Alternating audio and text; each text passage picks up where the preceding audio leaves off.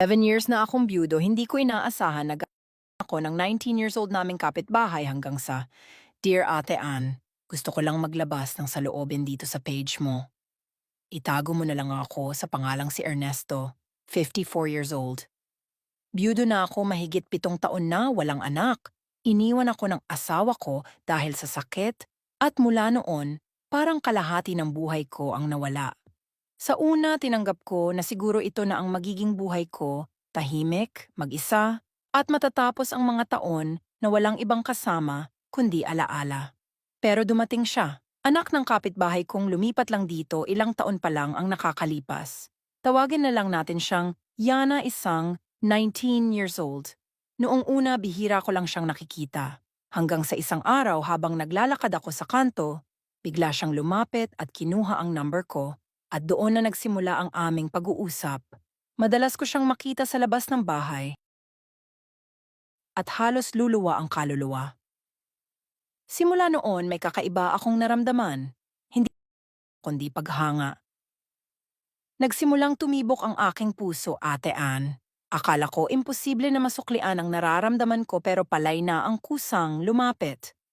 Pinuntahan niya ako ng palihim sa isang gabi. Niya ako habang nakahiga ako sa balcony. Hindi ako makapaniwala, akala ko isang panaginip lang, pero totoo may nangyari sa amin nung gabi na yun, Ate Ann. Hanggang sa inalok ko siyang tulungan sa pag-aaral. Kinausap ko ang kanyang mga magulang at pumayag naman sila na walang tanong-tanong kung ano ang kapalit. Nagbigay ako ng laptop, pamasahe, allowance, damit, at patitirahan noong nasa kolehiyo na siya. Hindi ko siya itinuring na iba. Lahat ng meron ako, ibinahagi ko sa kanya. At sa paglipas ng panahon, mas lalo akong nahulog. Hindi ko alam kung tama, pero minahal ko siya, Ate Ann.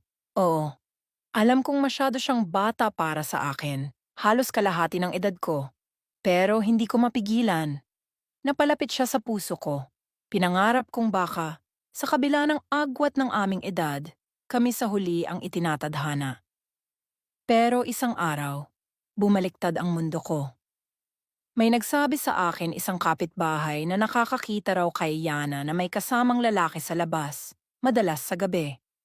Akala ko tsismis lang, pero sinundan ko siya minsan. At nakita ko nga yakap niya ang isang lalaking halos kaedad niya. Masaya sila, nagtatawanan, nagbubulungan, ang sakit. Para akong pinagsakluban ng langit at lupa, lalo na nung mas marami pang katotohanan ang lumabas. May relasyon pala sila, matagal na. At ako, isang ginamit para sa pera, para sa suporta. Pinipirahan lang pala ako. Gusto ko sanang magalit. Gusto kong itapon siya sa buhay ko at ipamukha sa kanya ang lahat ng ginawa ko. Pero hindi ko kaya. Mahal ko siya. Hanggang ngayon, kahit nalaman ko ang lahat, hindi ko siya magawang paalisin sa tinitirahan niya. Kahit masakit, kahit binabaliwala na ako, kahit ramdam ko na hindi niya ako mahal, hindi ko pa rin magawang bumitaw. Araw-araw, pinipilit kong kalimutan, pero hindi ko magawa. Pakiramdam ko, kung mawawala siya, babalik na naman ako sa pagiging mag-isa. Wala na naman akong dahilan para bumangon sa umaga. Siya na lang ang natitirang nagbibigay sigla sa akin, kahit pa alam kong hindi ako ang laman ng puso niya. Kaya heto ako ngayon humihingi ng payo. Mali ba ang magmahal ng mas bata? Mali ba ang tumulong kung ang puso mo ay nasanay ng may pinangangalagaan? Paano ko kakayanin ang iwan siya kung siya na lang ang natitirang nagbibigay ng kulay sa buhay ko? Hindi ko alam kung pag-ibig ba ito.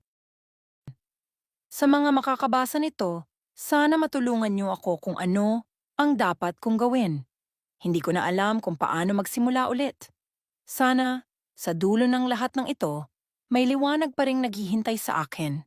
At oo, aaminin ko mali ang ginawa kong pagtulong kung naghihintay ako ng kapalit. Pero tao lang ako, hindi perpekto. Sana'y hindi na lang ako pinaasa, hindi sana ako nasaktan ng ganito.